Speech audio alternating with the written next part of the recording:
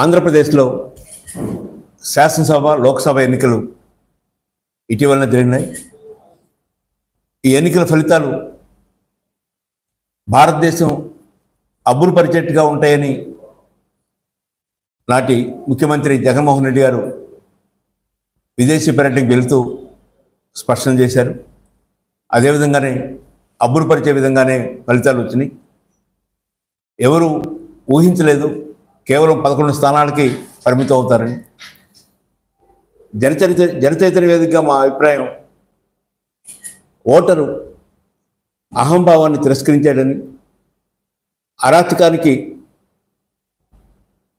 బదులు సమాధానం చెప్పాడని, రాష్ట్రంలో ఇసుక, మట్టి, ఎర్రచందనం, గనులు, రకరకాల మాఫియాలకు వ్యతిరేకంగా ప్రజలు ఓటేశారని, ముఖ్యంగా వ్యవస్థల్ని ధ్వంసం చేసినందుకు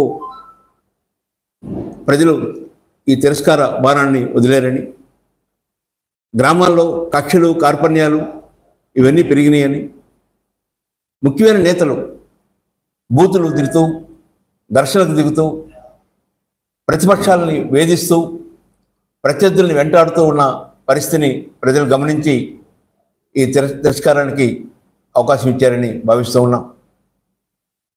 రేపు రాబోయే ప్రభుత్వం కూడా ఇదే బాటలో పయనిస్తే ప్రజలు మరలా ఇదే విధంగా సమాధానం చెప్తారు. అందుకని వ్యవస్థలను ధ్వంసం చేయడానికి ఏ ప్రభుత్వాలు ముందుకు రాకూడదు. పోలీస్ వ్యవస్థకి, రెవెన్యూ వ్యవస్థకి, ఇతర వ్యవస్థలకి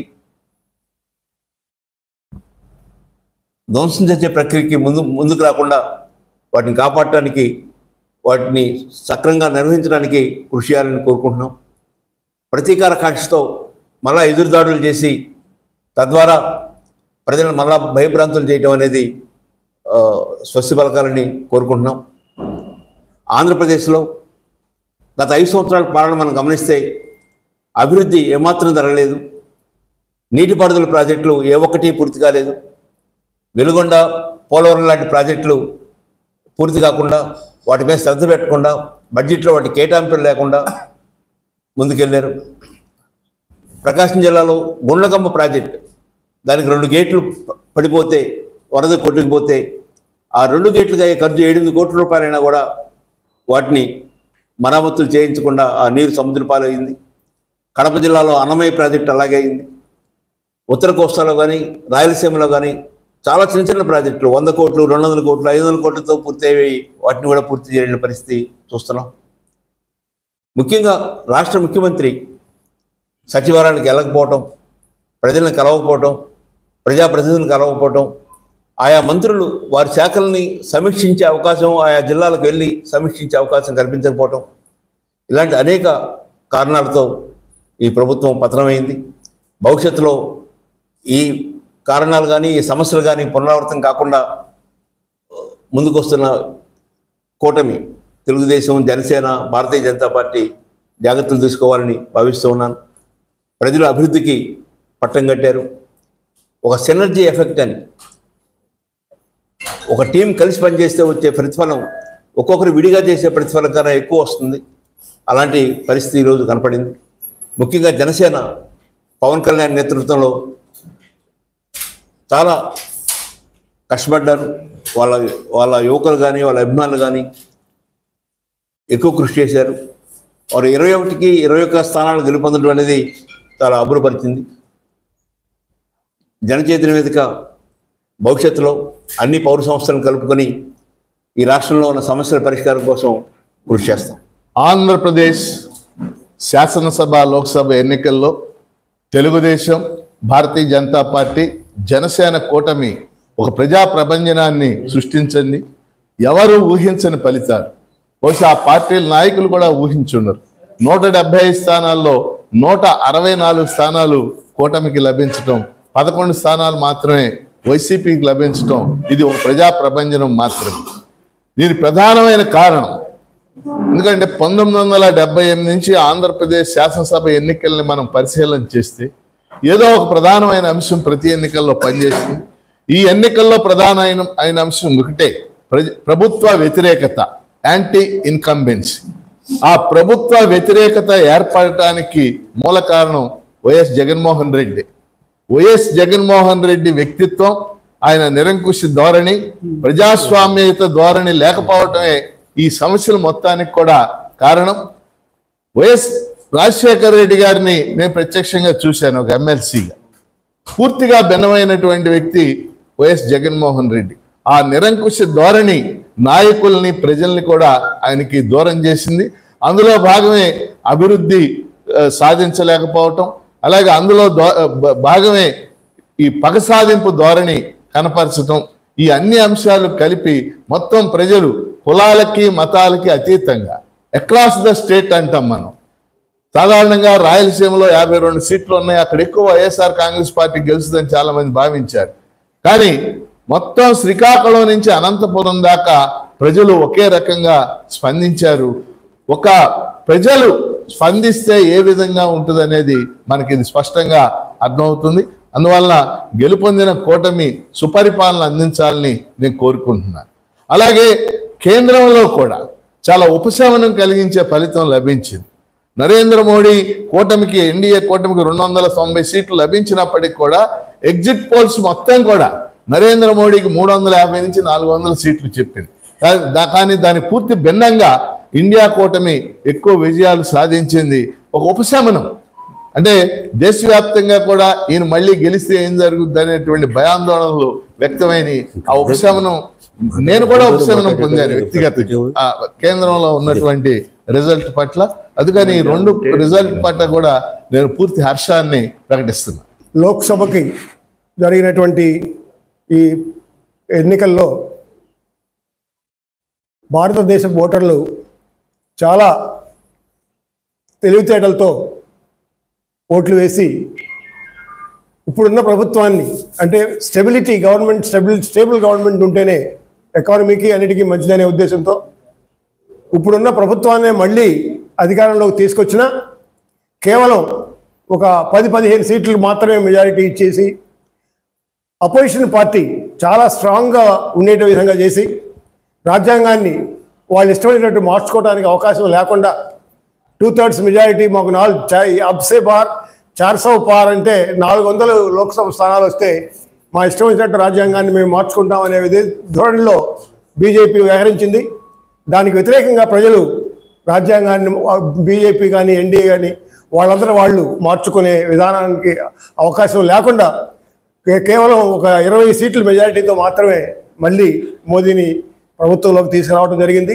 ఆ విధంగా బహుశా ఇప్పటివరకు జరిగిన ఎన్నికల్లో చాలా తెలివితేటలతోటి మన దేశ ఓటర్లు కేంద్ర ప్రభుత్వ విధానంలో వేశారని చెప్పని నేను అనుకుంటాను.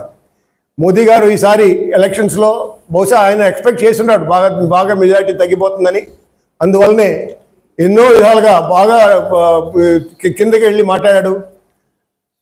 తర్వాత ఈ రీడిస్ట్రిబ్యూషన్, కాంగ్రెస్ పార్టీ వస్తే రీడిస్ట్రిబ్యూషన్ చేస్తారంట, మీ మంగళసూత్రాలు తీసుకెళ్తారంట అని చెప్పని, లేకపోతే ముస్దా అని చెప్పని వాళ్ళు చాలా నీచంగా అపోజిషన్ పార్టీల పట్ల ఆయన కామెంట్స్ చేసినప్పటికీ ప్రజలు దాన్ని గ్రహించలేదు. దానికి వ్యతిరేకంగా ప్రజలు ఓటేసి అపోజిషన్ పార్టీలను చాలా స్ట్రాంగ్ చేసినందువల్ల మనం దేశ స్టెబిలిటీ ఉంటుంది, but at the same time opposition కూడా స్ట్రాంగ్గా ఉంటుంది అనే ఉద్దేశంతో మన లోక్సభ ఎలక్షన్ జరిగినాయి అని అనుకుంటా ఉన్నాను. భారతదేశ ప్రజల్ని ప్రత్యేకంగా అభినందించాలి ఓటర్ మహాశయులందరినీ. దీనికి కారణం ఏంటంటే హోరాహోరీగా జరిగినటువంటి దేశవ్యాప్త పోరులో సార్వత్రిక ఎన్నికల్లో బీజేపీ గతంలో సింగిల్ లార్జెస్ట్ పార్టీగా ఉండి విధానపరమైన నిర్ణయాల్లో మిగతా భాగస్వామ్య పార్టీల యొక్క ప్రమేయం లేకుండానే పరిపాలన చేసుకోవడానికి, స్వతంత్ర నిర్ణయాలు తీసుకోవడానికి గతంలో అవకాశం ఉండేది. అయితే 240 సీట్లు దాన్ని కుదించడం ద్వారా 272 సీట్లకి మెజారిటీ రావాల్సిన అనివార్యంగా భాగస్వామ్య పక్షాల మీద ఆధారపడే విధంగా ప్రభుత్వాన్ని ఏర్పాటు చేయడానికి ఓటర్లు చాలా తెలివిగా తీర్పునిచ్చారు. లేకపోతే ఎన్నికల ప్రచారంలోనే ప్రధానమంత్రి లాంటి వ్యక్తి దేశం మొత్తం అందరినీ రాజ్యాంగంలో ఏదైతే మౌలిక లక్ష్యాలు ఉన్నాయో భారతీయులందరూ సహోదరులు, భారతదేశానికి అభివృద్ధికి పాటుపడతానని చెప్పాల్సినటువంటి ప్రధానమంత్రి మరియు హోంమంత్రులు ఇద్దరు కూడా వాళ్ళ యొక్క ఎన్నికల స్పీచ్ల్లో మనం చూసినట్లయితే పచ్చి అవకాశవాదంగా మతాన్ని అడ్డం పెట్టుకొని హిందూ మతాన్ని ప్రేరేపించే విధంగా మెజారిటీ హిందువులను ఆకట్టుకోవడం కోసం మతపరమైనటువంటి రిజర్వేషన్లు రద్దు చేస్తామని చెప్పేసి, యాక్చువల్గా అవి మతపరమైన రిజర్వేషన్లు కాదు, ముస్లింల్లో కూడా అనేకమైనటువంటి కులాలు ఉన్నాయి. కుల రిజర్వేషన్ని మత రిజర్వేషన్ కిందగా మార్చి కావాలని ఈ మతాల మధ్య చిచ్చు పెట్టడం కోసం ఒక పెద్ద విశ్వ ప్రయత్నం చేశారు. దానికి కారణం ఏంటంటే ఎన్నికల టైంలో ఇలాంటి చీప్ టాక్టిక్స్ని ప్రదర్శిస్తే మెజారిటీ హిందువులు కన్సాలిడేటెడ్గా బీజేపీకి ఓటేస్తారనే ఉద్దేశంతో ఆ విధమైనటువంటి ప్రచారాన్ని దేశవ్యాప్తంగా అనేకమైనటువంటి సభల్లో ఆయన చెప్పారు. మరలా వచ్చి నేను అలాంటి మాట అనలేదు, ఇంకా దారుణంగా ముస్లింలు రేపు కాంగ్రెస్ వచ్చినా ఇంకోటి వచ్చినా ముస్లింలు మీ ఆస్తి దోచుకుంటారు, మంగళసూత్రాలు దోచుకుంటారని చాలా ఒక కార్పొరేటర్ కూడా అలాంటి ఆరోపణలు చేయలేరు. అలాంటి ఆరోపణలు చేసి బెనిఫిట్ పొందాలని చెప్పేసి ప్రధానమంత్రి మోడీ గారు అదేవిధంగా అమిత్ షా గారు ప్రయత్నం చేశారు. దీనికి ప్రజలు మంచి తీర్పు ద్వారా ఇచ్చేశారు. ఇప్పుడు మన రాష్ట్రానికి ముఖ్యంగా ఆంధ్రప్రదేశ్కి వచ్చేటువంటి బెనిఫిట్ ఏంటంటే కూటమిలో భాగస్వామ్య పార్టీలు అయినటువంటి తెలుగుదేశం, జనసేన మద్దతు లేకుండా ఎటువంటి విధానపరమైనటువంటి నిర్ణయం తీసుకోవడానికి కేంద్రంలో బీజేపీకి అవకాశం లేదు. దానికి కారణం ఏంటంటే రేపు ప్రభుత్వ ఏర్పాటులో కూడా మన రాష్ట్రం నుంచి వెళ్తున్నటువంటి 21 స్థానాలు ఏవైతే కూటమి గెలిచిందో వాళ్ళు ప్రధానమైనటువంటి భూమికి పోషించాలి. వాళ్ళ మద్దతు లేకుండా కేంద్రంలో ప్రభుత్వం ఏర్పాటు చేసేటువంటి అవకాశం ఇప్పుడున్న బలాబలాల్లో లేదు. కాబట్టి ఎందుకంటే మనం చూసాము 2019లో ఎన్నికలు జరిగిన తర్వాత మరి ఈ 5 సంవత్సరాల్లో రాజధాని విషయంలో కానీ పోలవరం విషయంలో కానీ ముఖ్యంగా రాష్ట్రాలకు సహాయం చేసే విషయాల్లో ఆంధ్రప్రదేశ్ చాలా చివరి స్థానంలో బీజేపీ ట్రీట్ చేయడం జరిగింది. గతంలో 2014లో గెలిచినప్పుడు కూటమిగా ఉన్నప్పటికీ ఈ పార్టీలు ఆయనే వచ్చి ఇక్కడ రాజధానికి శంకుస్థాపన చేసి శిలాఫలకం వేసినప్పటికీ కనీసం రాజధానికి సంబంధించి విభజన చట్టంలో 2014 చట్టంలో ఏవైతే ఉన్నాయో పోలవరం కానీ, కడప స్టీల్ ప్లాంట్ కానీ, స్పెషల్ స్టేటస్ కానీ, రాజధాని నిర్మాణానికి నిధులు కానీ ఇవ్వనటువంటి పరిస్థితి. నేను రైట్ టు ఇన్ఫర్మేషన్ యాక్ట్ కింద ఒక దరఖాస్తుని సిఆర్డీఏ అధికారులకి దాఖలు చేస్తే వాళ్ళు ఇచ్చినటువంటి సమాధానం చూస్తే చాలా విచిత్రంగా అనిపించింది, విస్తుపోయిన. 2019 నుంచి 2024 వరకు ఎన్నికలు జరిగేంత వరకు ₹1 కూడా రాజధాని మీద ఖర్చు పెట్టలేదని సిఆర్డీఏ అధికారులు స్వయంగా వాళ్ళ సంతకంతో సమాచార హక్కు చట్టం ద్వారా నాకు ఇవ్వటం జరిగింది. ఒక్క రోడ్డు వేయలేదు. మరి రాజధానికి నిధులు ఇస్తామని చెప్పేసి విభజన చట్టంలో హామీలు ఇచ్చి అదేవిధంగా పోలవరం పూర్తి చేస్తామని చెప్పేసి చేస్తే పోలవరం పాపం చాలా గిరిజన గ్రామాలు ఖాళీ చేయబడి నిర్వాసితులు చాలా ఘోరాతి ఘోరంగా వాళ్ళు ఇబ్బందులు పడతా ఉన్నారు. వర్షాలు వచ్చినప్పుడు, తుఫాన్లు వచ్చినప్పుడు, వరదలు వచ్చినప్పుడు వాళ్ళకి నిర్వాసితులకి వాళ్ళ స్థలాలు తీసుకొని భూములు తీసుకొని కనీసం వాళ్ళకి ప్యాకేజ్ ఇవ్వకుండా, నిర్వాసిత ప్యాకేజ్ ఇవ్వకుండా అన్యాయం చేశారు. ఇలాంటి పరిస్థితుల్లో గత ప్రభుత్వం కూడా సెంటర్లో వాళ్ళకు ఉన్నటువంటి కేసులు రీత్యా వాళ్ళిద్దరు సహవాస ధోరణితో ప్రదర్శించి ఏమాత్రం రాజధానిని అభివృద్ధి చేయలేకపోయారు. 3 రాజధానులు అనేటువంటిది పెట్టారు. దానికి బీజేపీ కోర్టులో అఫిడవిట్ దాఖలు చేస్తూ ఒకవైపు రాజధాని నిర్మాణానికి నిధులు ఇస్తామని 2014 చట్టంలో చెప్పి రెండో వైపు రాజధానికి మాకు ఎటువంటి సంబంధం అయితే రాష్ట్ర ప్రభుత్వ నిర్ణయం అని చెప్పేసి కోర్టులో అఫిడవిట్ దాఖలు చేసింది. మరలా ఎన్నికలకు వచ్చేసరికి బీజేపీ అభిప్రాయం మార్చుకొని మేము ఒక రాజధానికి కట్టుబడి ఉన్నాం అని మరలా చెప్పింది. అంటే కోర్టులో ఒక రకంగా, విభజన చట్టంలో ఒక రకంగా, మరలా ఎన్నికలకు వచ్చేసరికి ఎన్నికల పర్పస్ కోసం ప్రజల దగ్గర నుంచి ఓట్లు పొందడం కోసం మరలా ఒక రాజధానికి కట్టుబడి ఉన్నామని చెప్పేసి చెప్పారు. ఈ విధంగా రకరకాలైనటువంటి వింత ధోరణులు ప్రదర్శించినటువంటి బీజేపీ మన రాష్ట్రానికి మాత్రం తీవ్రంగా అన్యాయం చేసింది. అయినప్పటికీ ఇప్పుడు చంద్రబాబు నాయుడు గారి కూటమి వాళ్ళతో పొత్తు పెట్టుకోవడం జరిగింది. మనందరికీ తెలుసు ఎందుకు పొత్తు పెట్టుకున్నారని. అయితే ఈరోజు రాష్ట్రంలో కూడా 2019 నుంచి 2024 వరకు జరిగినటువంటి పాలన ఎలా ఉంది అనేటువంటి దానికి ప్రజలు చాలా స్పష్టంగా తీర్పునిచ్చి 11 స్థానాలకే సింగిల్ డిజిట్కి వస్తుంది అనుకున్నటువంటిది ఒక 2 స్థానాలు పెరిగి 11 స్థానాలకే వైసీపీ కన్ఫైన్ కావడం జరిగింది. ఇలా ఎందుకు జరిగింది? నిన్న స్వయాన ముఖ్యమంత్రి గారే ప్రెస్ కాన్ఫరెన్స్లో నేను చాలామందికి చాలా చేశాను, వృద్ధులకి వాళ్ళకి పెన్షన్ ఇచ్చాను, మహిళలకి ఇచ్చాను, లేకపోతే అమ్మఒడి ఇచ్చాను, లేకపోతే ఆటో వాళ్ళకి ఇచ్చాను, మరి ఈ ఓట్లన్నీ ఏమైనాయో నాకు తెలియట్లేదు అని అన్నారు. ముఖ్యమంత్రి గారు ప్రస్తుతం ఇంకా ఆయన రిజైన్ చేసినప్పటికీ ఆపద్ధర్మ ముఖ్యమంత్రిగా ఉన్నారు కాబట్టి ఈ రాష్ట్రంలో ఈ 5 సంవత్సరాల్లో జరిగినటువంటి అవినీతి, అన్యాయం, అక్రమాలు బహుశా ఆంధ్రప్రదేశ్ ఏర్పడిన తర్వాత ఉమ్మడి రాష్ట్రంలో కానీ ఇప్పుడు కానీ జరగలేదని నా అభిప్రాయం. దానికి కారణం ఏంటంటే స్వయాన నేను న్యాయవాదిగా ఉండి కొన్ని వందల కేసులు ఈ ప్రభుత్వం మీద వేయడం జరిగింది, పబ్లిక్ ఇంట్రెస్ట్ లిటిగేషన్ కానీ ఏదని. ఒకవైపు గుంటూరులో ఉన్నటువంటి మార్కెట్ని అమ్మాలని చెప్పేసి అమ్మటం ద్వారా, అది కూడా కోవిడ్లో అమ్మి ఎవరో వాళ్ళ మంది మాగాదులకు అప్పచెప్పడం కోసం అని చెప్పి కోవిడ్లో ఓపెన్ ఆక్షన్, ఈ ఆక్షన్ వేయడం జరిగింది. అప్పుడు డబ్బులు లేని పరిస్థితుల్లో అలాగనే ఆ ఆక్షన్ని ఆపు చేయడం జరిగింది. అదేవిధంగా అనేకమైనటువంటి సమస్యలు, ఎలక్షన్ కమిషనర్ని చట్టబద్ధంగా రాజ్యాంగబద్ధంగా నియమించబడినటువంటి ఎలక్షన్ కమిషనర్ని వ్యక్తిగతమైనటువంటి అహంతో ఆయన్ని తీసేసి కోర్టు మొట్టికాయలు ఇచ్చినా సరే తర్వాత సుప్రీంకోర్టు దాకా పోయి దెబ్బతిన్నటువంటి పరిస్థితి. అదేవిధంగా రాజధానికి సంబంధించి 3 రాజధానులు చట్టం తీసుకొచ్చి ఈ రైతులు ఎవరి దగ్గర అయితే 35,000 ఎకరాలు భూమి తీసుకున్నారో ఆ భూమిని బీడు భూమిగా మార్చేసి 2,500 కోట్ల రూపాయల నిధులతోటి నిర్మించినటువంటి అనేకమైనటువంటి బిల్డింగుల్ని మొత్తం ఆ బిల్డింగుల్ని సమాధులు పాలు చేసేసి పాడు పెట్టేసినటువంటి సందర్భం. కాబట్టి వీటన్నిటికీ వ్యతిరేకంగా తీర్పునివ్వటం జరిగింది. రాష్ట్ర ప్రజలు స్పష్టమైనటువంటి తీర్పుని అహంకారపూరితంగా ఒక్క మంత్రి కూడా తన శాఖకు సంబంధించి రివ్యూ మీటింగ్ పెట్టలేదని అంటేనే ఈ ప్రభుత్వం ఎంత నియంతృత్వంగా వ్యవహరించిందంటానికి. ఒక్క మంత్రి కూడా స్వతంత్ర నిర్ణయాలు తీసుకోవడానికి కానీ తన మంత్రివర్గ సమీక్ష చేయడానికి కానీ అవకాశం ఇవ్వలేదని అంటే బహుశా భారతదేశ చరిత్రలో మరి ఏ రాష్ట్రంలోనూ ఇలాంటిది జరిగి ఉండదని నేను అనుకుంటున్నాను.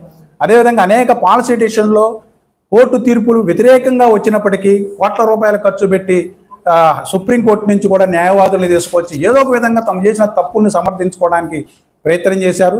ఇసుక, మట్టి, అదేవిధంగా మద్యం, ఇలాంటి అనేకమైనటువంటి కుంభకోణాలు చేశారు. ఇప్పుడు ఒక్కొక్కటి వెలుగులోకి వస్తాయి. కాబట్టి ఈ వచ్చేటువంటి ప్రభుత్వం, ఇప్పుడు ఏర్పడబోయేటువంటి ప్రభుత్వం వీటిని గుణపాఠాలుగా నేర్చుకొని మనం ఎక్కడైతే ప్రభుత్వం ఇక్కడ లోపం చెందిందో ఆ లోపాన్ని సరి చేసుకొని రాష్ట్రాభివృద్ధి కోసం, రాజధాని అభివృద్ధి కోసం, ప్రజల అభివృద్ధి కోసం, ముఖ్యంగా అనేకమైనటువంటి వర్గాల ప్రజలకి ఇప్పుడు పేదరికం, నిరక్షరాస్యత ఇవన్నీ మన రాష్ట్రంలో ఉన్నాయి. వాటిని తొలగించాలని అంటే పరిశ్రమలు, అదేవిధంగా సాఫ్ట్వేర్ రంగం అభివృద్ధి, వ్యవసాయ రంగం అభివృద్ధి ఇవన్నీ జరగాల్సి ఉంది.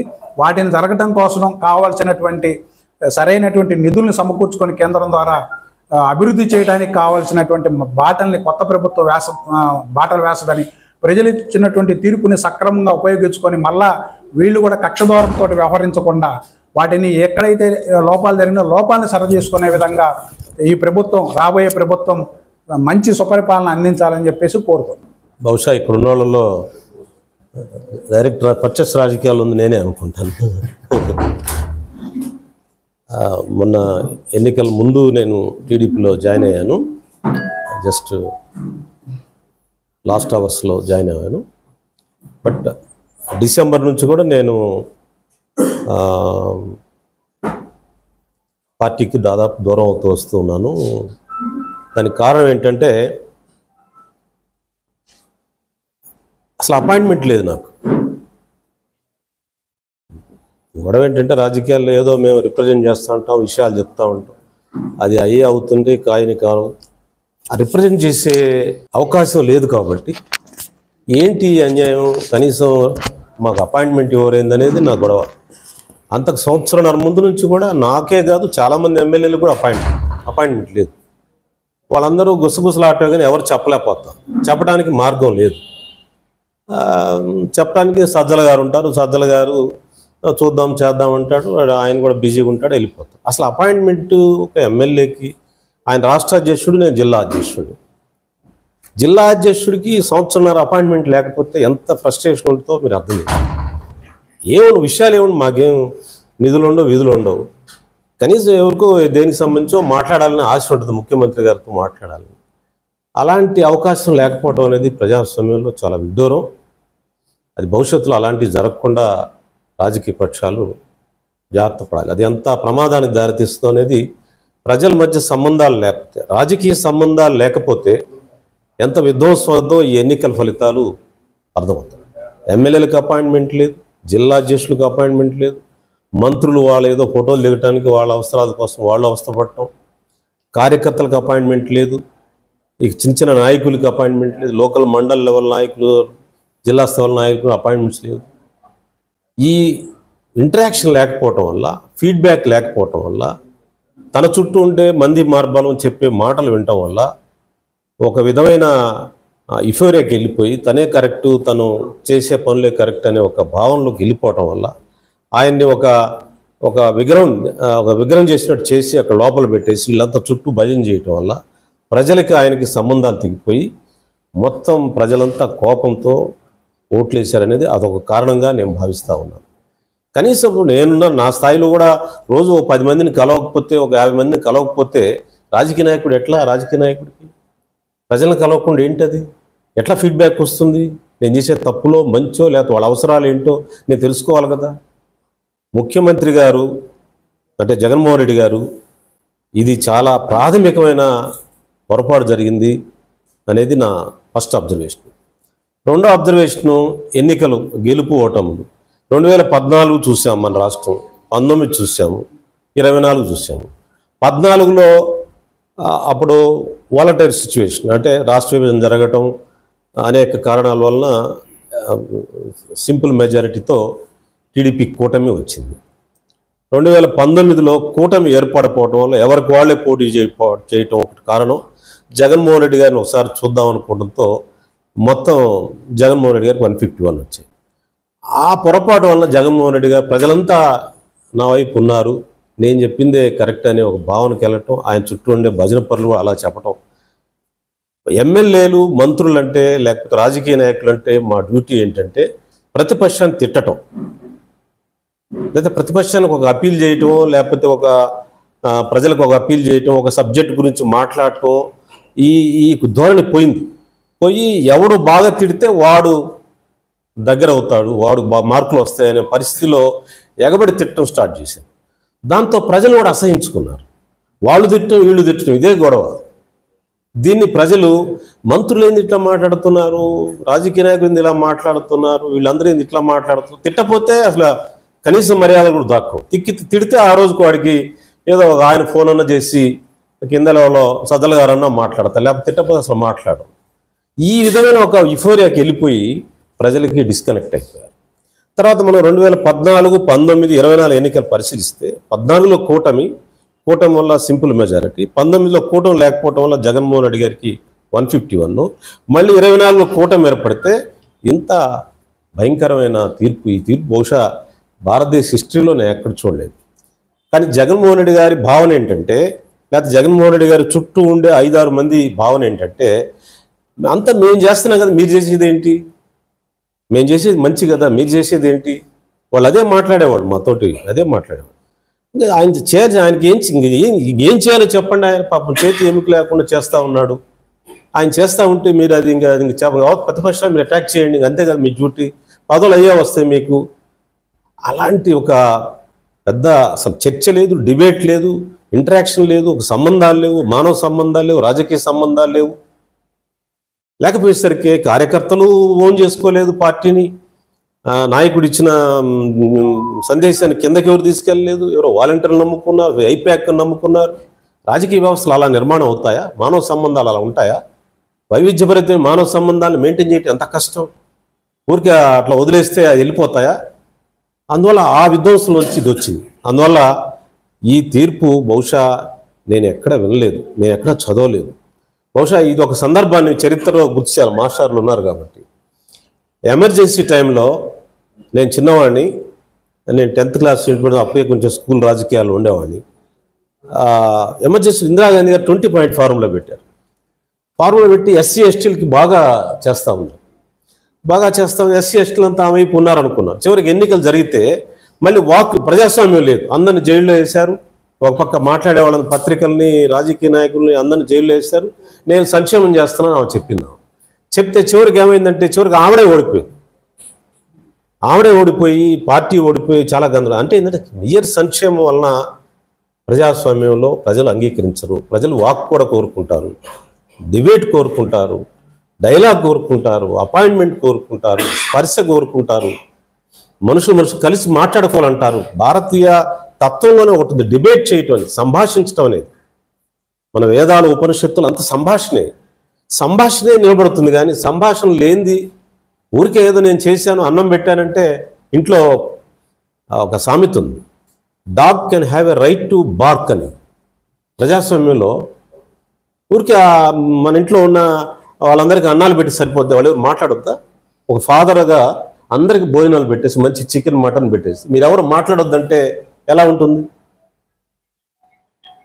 ఆ ఎమర్జెన్సీ సిచ్యువేషన్లో ఇందిరాగాంధీ గారు ఎలా ఫేస్ చేశారో దానికంటే భిన్నంగా ఇంకా అతిగా వెళ్ళి ఇంకా అతిగా నేను బటన్ నొక్కుతున్నాను, నేను ఇస్తున్నాను, ఎవరితో మాట్లాడేది లేదు, ఇంటరాక్షన్ లేదు. ఎమర్జెన్సీ ప్రజలంతా కూడా సైలెంట్గా ఉన్నారు. ఎవరు కూడా ఎన్నికలు అయిన తర్వాత కూడా, ఓటేసిన తర్వాత కూడా ఎవరు చెప్పాల. మరి చూడండి, ఎవరు చెప్పాల. మాతో అందరు, నేను అనుకున్నాను 90 స్థానాలు కూడా నాకు కూడా తెలియదు. ఎవరు మాట్లాడలే, ఎవరు ఎవరు కనబడితే మీకేసామంటున్నారు ప్రతి ఒక్కరికి. అంటే ప్రజలు ఎంత విఘ్నులో దీనిలో అర్థం చేసుకోవచ్చు. ఎవరు చెప్పలేదు, ఆడవాళ్ళు చెప్పలేదు, మగవాళ్ళు చెప్పలేదు. ఒక అతను అంటే ఆడవాళ్ళు వేసారని ఒక అతను రుణం పెట్టారు, ఆడవాళ్ళు వేయలే, మగవాళ్ళు వేయాలి. ఈ సిచ్యువేషన్ నేను ఈ మధ్య సెలవుల్లో మేనిఫెస్టో చదువుతాను, కమ్యూనిస్ట్ మేనిఫెస్టో చదువుతా ఉంటే నాకు అనుకోకుండా ఒక క్యారెక్టర్ కనిపించింది manifesto, marks manifesto. Feudal socialism అని ఒక మాట కనిపించింది. ఫ్యూడల్ సోషలిజం అంటే ఏంటంటే పేదలను చూపించి ఏడుస్తూ, పేదల్ని మీకోసం నేను పనిచేస్తాను, మీకోసమే నేను ఉన్నానని చెప్పి పేదల గురించి మాట్లాడుతూ, కానీ భూస్వాముల కోసం పనిచేయటం. That is called as a feudal socialism. Exactly ఆ సిచ్యువేషను, కార్ల్ మార్క్స్ చెప్పిన ఆ సిచ్యువేషను ఇప్పుడున్న ప్రభుత్వానికి అది సూట్ అవుతుంది. This called as feudal socialism. అంటే సమాజాన్ని వెనక్కి తీసుకెళ్ళటమే కానీ ముందుకు తీసుకెళ్ళటం కాదు ఇది అనేది నా అబ్జర్వేషన్గా తెలియజేస్తూ, కొన్ని కులాలు తర్వాత ఎవరు ఎన్ని కులాలు ఉన్నాయో అందరికీ తెలుసు, ఎవరు కులం ఆడుకుంటుంది.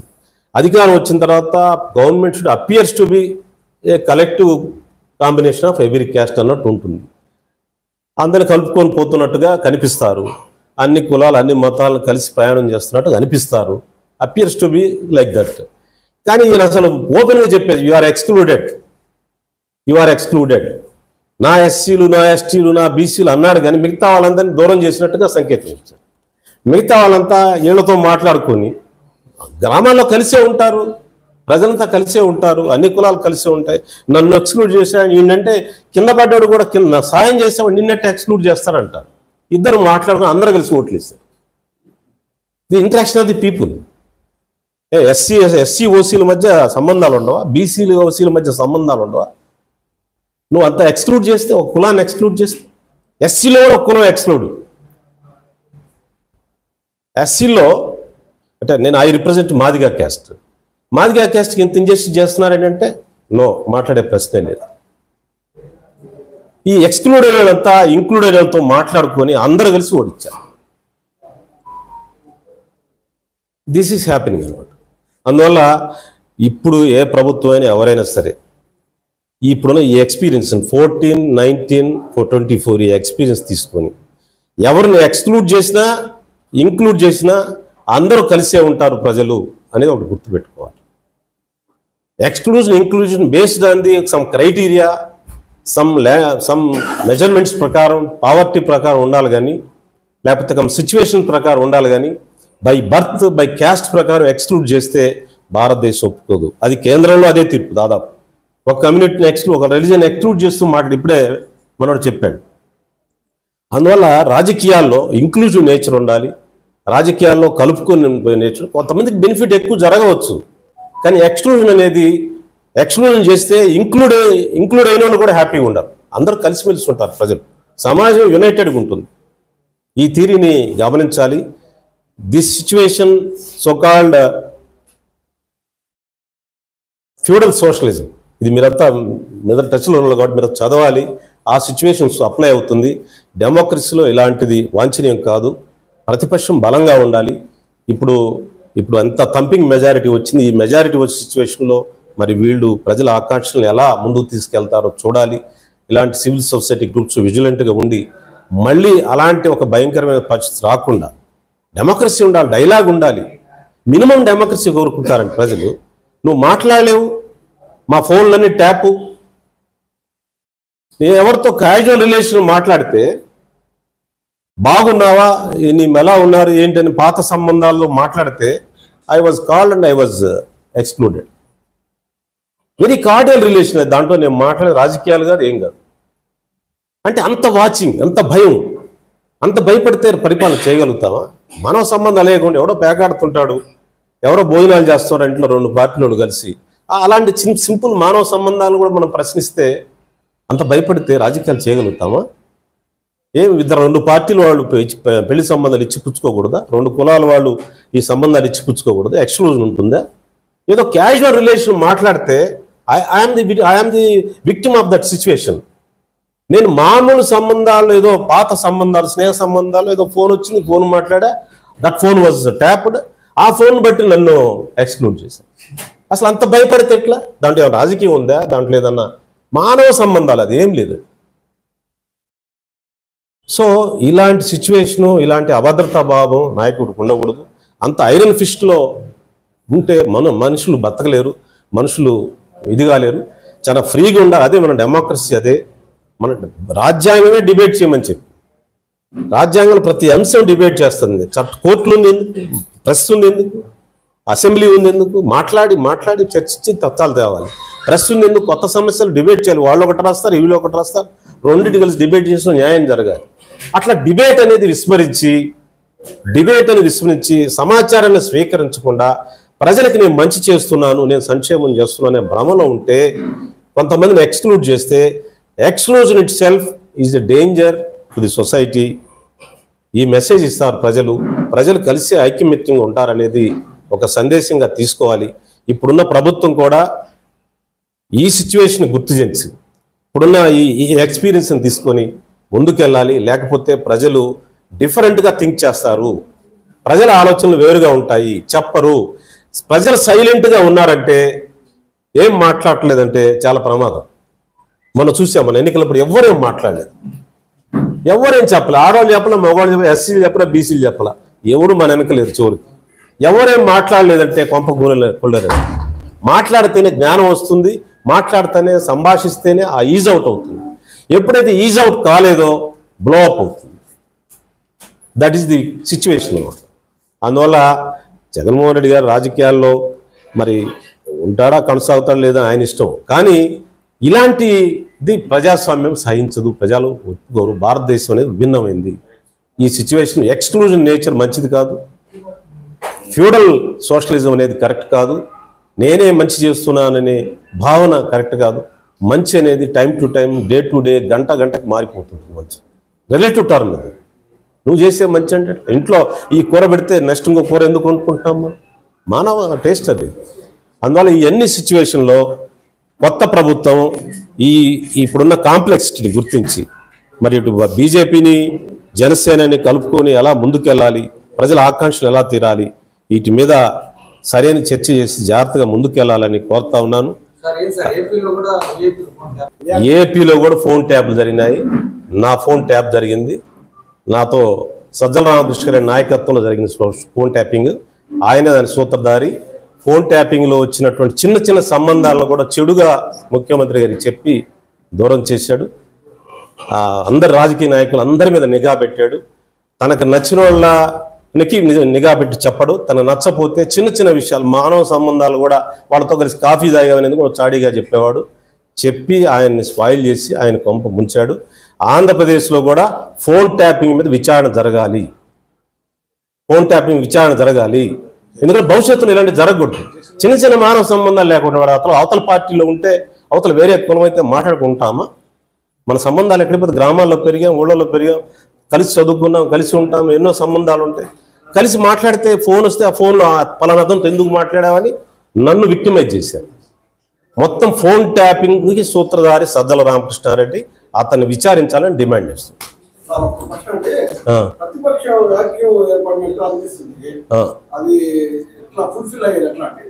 ఇప్పుడు అధికార పక్షం 3 పార్టీలు కలిశాయి. ప్రతిపక్షంలో వ్యాక్యూమ్, మొదటిసారి ప్రతిపక్షం వ్యాక్యూమ్ వచ్చింది. సెంటర్లో వ్యాక్యూమ్ లేదు. సెంటర్లో ఎన్డీఏ ఉంది, యూపీఏ కూడా స్ట్రాంగ్గా తయారైంది. ఇక్కడ ప్రతిపక్షం వ్యాక్యూమ్ వచ్చేసింది. 11 సీట్లు అంటే వెరీ థిన్, అసలు పట్టించుకోవాల్సిన అవసరం. దాంట్లో 4 సీట్లు 2000 లోపు వచ్చాయి. 11లో 4 సీట్లు 2000 అంటే ఆ 4 తీసేస్తే 7 సీట్లు వస్తాయి. 7 సీట్లు అంటే ఎంత ఘోరం ఇది. 151 ఎక్కడ, 7 ఎక్కడ? అందువల్ల ఆయన మరి ఈ సిచ్యువేషన్ డిమోరలైజేషన్ నుంచి మోరలైజేషన్ వచ్చి పెంచుకొని ప్రజల దగ్గరికి వెళ్ళి మళ్ళీ ప్రతిపక్షం తీసుకురావాలంటే it is a difficult task for him. అందువల్ల ఆయన he should think and he should pave the way for the new class, new situation for the opposition. ఇటువంటి నేచర్ ఉన్న జగన్మోహన్ రెడ్డి గారు నేతృత్వం ప్రతిపక్షాలకు సరిపోతాడా? ప్రతిపక్ష పాత్ర అదే it is very difficult situation. నేను చెప్పే ఫ్యూడల్ సోషలిజం అని చెప్పాను కదా, ఆ మనస్తత్వం, ఆ మైండ్ సెట్ నుంచి ఆయన మరి ఇప్పుడున్న 11 సీట్స్ అంటే చాలా మీగర్, 7 సీట్లు వచ్చినట్టు లెక్క నా దృష్టిలో. ఈ సిచ్యువేషన్లో ఆయన మోరల్ స్ట్రెంగ్త్ డిమోరలైజ్ అయ్యాడు. ఈ సిచ్యువేషన్ నుంచి బయటపడి మళ్ళీ ప్రతిపక్షంగా రావడం, ప్రజాస్వామ్యంలో మళ్ళీ ప్రభుత్వాన్ని, ప్రజల యొక్క హక్కుల కోసం మాట్లాడటం చాలా కష్టం. కాబట్టి ఆయన విజ్డమ్కే వదిలేస్తున్నాను. ఆయనే ఆలోచించి ఆయన ఉండటమా, కంటిన్యూ అవ్వటం, లేదా ఎగ్జిట్ అవ్వటం అనేది ఆయనే ఆలోచించుకోవాలి. I think he should apply his wisdom and he should pave the path for new class to emerge. మొక్క సైలెంట్. ఈ ఎన్నికలు నాకైతే చాలా నిరుత్సాహాన్ని కలిగించాయి. దానికి కారణం ఏంటంటే, ఇప్పుడు వాళ్ళ టాపిక్కే ఎన్నికల విశ్లేషణ. ఈ రాష్ట్రం పాడైపోవడానికి, విధ్వంసం అవడానికి ముఖ్యంగా 2 కారణం. ఒకటి Narendra Modi, 2 Jaganmohan Reddy. My slogan has been Modi loves Jagan than anyone in the state. ఆ ఇద్దరు కలిసి ఈ రాష్ట్ర అభివృద్ధికి చాలా నాశనం చేశారు. అయితే చాలా తెలివిగా చేశాము అని నరేంద్ర మోడీ, జగన్మోహన్ రెడ్డి అనుకున్నారు. ఇద్దరూ కలిసి ఒక ట్రాప్ వీవ్ చేసి చంద్రబాబు నాయుడిని అరెస్ట్ చేసి, చంద్రబాబు నాయుడిని నరేంద్ర మోడీతోటి పొత్తు పెట్టుకునే విధంగా జగన్మోహన్ రెడ్డి ప్రయత్నం చేశాడు. అలా పొత్తు పెట్టుకోకుండా ఉంటే భారతీయ జనతా పార్టీ సింగిల్గా పోటీ చేసేది. ఈ 8 సీట్లు కూడా అసెంబ్లీలో భారతీయ జనతా పార్టీకి వచ్చేవి కాదు, 3 లోకసభ సీట్లు కూడా వచ్చేవి కాదు.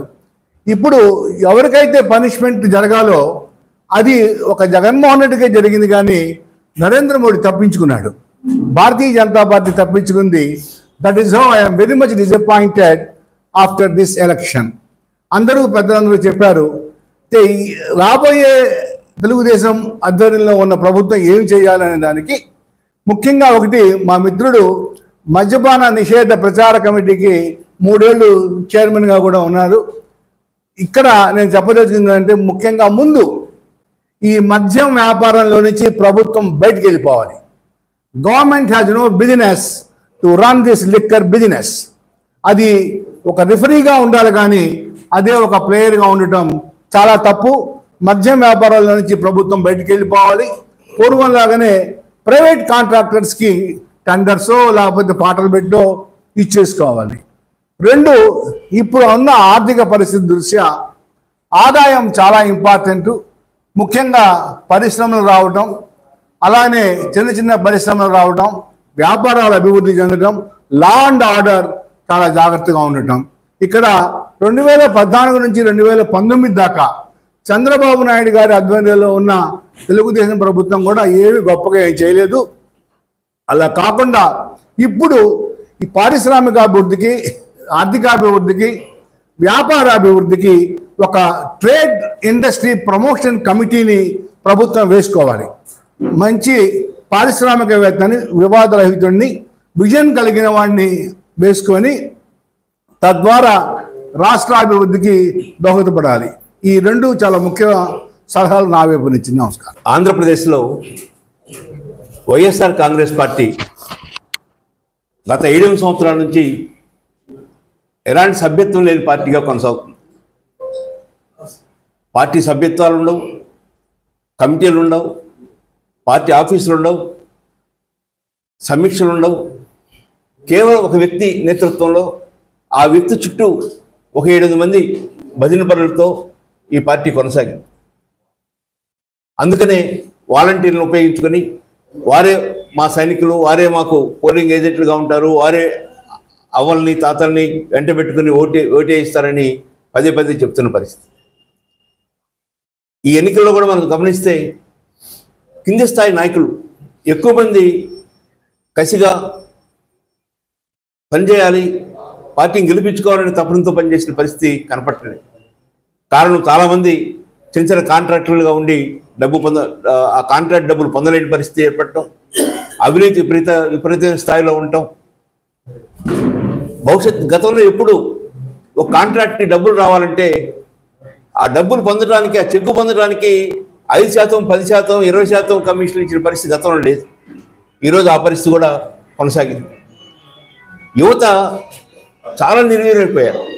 ఒకవైపున కల్తీ మద్యంతోనూ, మరోవైపున ఉద్యోగ అవకాశాలు లేకపోవడం, ఉద్యోగాల కోసం చెన్నైకో, బెంగళూరుకో, హైదరాబాద్కో తరలిపోవాల్సిన పరిస్థితి వస్తూ ఉంటాం. రాజధాని పేరుతో 3 రాజధానులనే ప్రకటించి 3 ముక్కలాట ఆడుతూ అమరావతిని పూర్తిగా ధ్వంసం చేయటం. అందుకని కృష్ణా, గుంటూరు జిల్లాలో మొత్తం అన్ని స్థానాలు కోల్పోవడానికి అదొక కారణంగా భావిస్తున్నాడు. పోలవరం దాదాపు 72% పూర్తయిన పోలవరాన్ని ఆ మిగిలిన భాగం పూర్తి చేయడానికి 5 సంవత్సరాల్లో కూడా ఏమాత్రం ప్రయత్నం జరగలేదు. అది విఫలమైన పరిస్థితి. వెలుగొండ ప్రాజెక్టు కేవలం 3,000 కోట్ల రూపాయలు ఖర్చు పెడితే పూర్తయ్యే వెలుగొండ ప్రాజెక్టు ఈ రోజు కూడా పూర్తి కాని పరిస్థితి. ఆంధ్రప్రదేశ్ ఒక అన్నపూర్ణ ఆంధ్రప్రదేశ్గా పెరగాలంటే, ఆంధ్రప్రదేశ్లో ఉద్యోగ అవకాశాలు పెరగాలంటే, ఉపాధి దొరకాలంటే ముఖ్యంగా వ్యవసాయ రంగం. ఆ వ్యవసాయ రంగం పూర్తిగా అభివృద్ధి కాకపోవడానికి ప్రధాన కారణం నిర్మాణంలో ఉన్న నీటిపారుదల ప్రాజెక్టులు పూర్తి కాకపోవడం.